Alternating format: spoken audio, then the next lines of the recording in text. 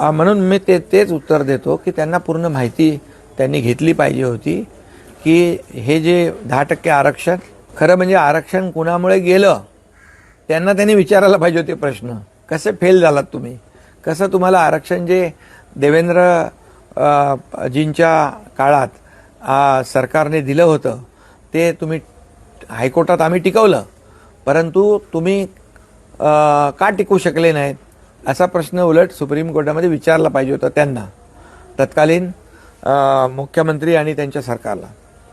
तर परंतु ठीक आहे, म्हणून मी हे जे काही बोलतोय ते काही लोकांना माहीत पडावं म्हणूनच बोलतोय. 10% आरक्षण आम्ही दिलं.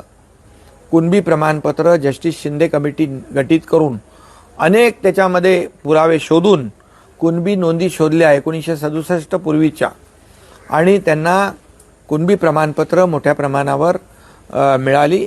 त्याचाही लाभ मराठा समाज या ठिकाणी घेतोय.